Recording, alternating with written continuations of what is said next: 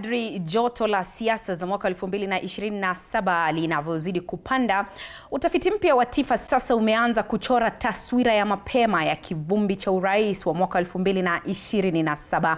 Rais William Ruto ameibuka kinara wa wanaopendelewa kuingia ikulu mwaka 2027, huku aliyekuwa waziri wa usalama Fred Matiang'i akitajwa kuwa bora upinzani.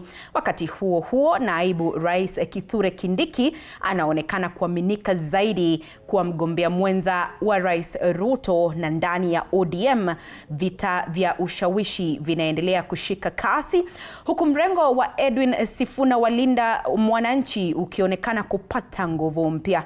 Mwanahabari wetu Mike Kagwongo na maelezo zaidi.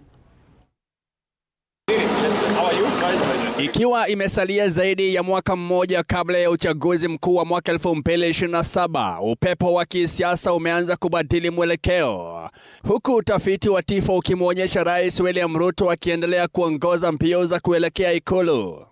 Kwa mujibu wa utafiti huo, Rais Ruto anaongoza kwa asilimia 24, akifuatiwa na Kalonzo Musyoka kwa asilimia 19, huku Fred Matiang'i akijizatiti kwa asilimia 14. Seneta wa Nairobi Edwin Sifuna ameibuka kwa kasi na kupata asilimia 10, huku Rigathi Gachagua akifuatia kwa asilimia 9.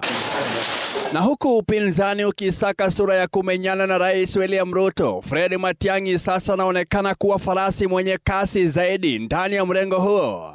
Asilimia 18 ya waliohojiwa wanaamini Matiang'i ndiye mwenye nafasi kubwa zaidi ya kumshinda Ruto, kiwango sawa na Kalonzo Musyoka, huku Rigathi Gachagua akifuatia kwa karibu kwa asilimia 17. Unatulekcha ukiwa nani? Kwani wewe ni Mungu? Ndani ya kambi ya Kenya Kwanza, naibu rais Kithure Kindiki anaendelea kujijenga kisiasa. Vijana ni mbwekse. Ni mbwekse. Huku wengi wa wafuasi wa Rais Ruto wakimtaja kama chaguo bora zaidi la kuwa mgombea mwenza mwaka 2027.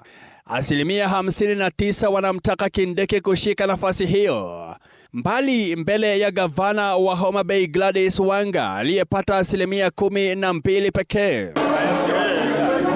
Lakini ni ndani ya ODM ambapo mvutano wa kisiasa unaonekana kupamba moto zaidi.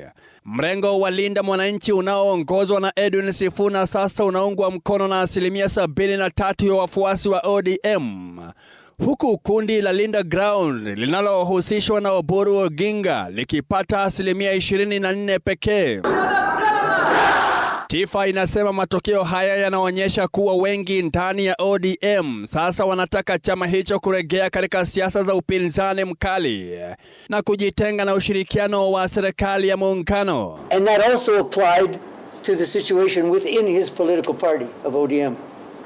Now we've had a half a year for the dust to settle a bit, and for, in this case, ODM in particular, to deal with the questions arising from Raila's legacy in the context of the broad-based government. Utafiti huu ulifanywa kati ya tarehe 2 na 11 mwezi Mei mwaka huu, ukihusisha mahojiano ya ana kwa ana na Wakenya 2013 katika kaunti zote 47 nchini.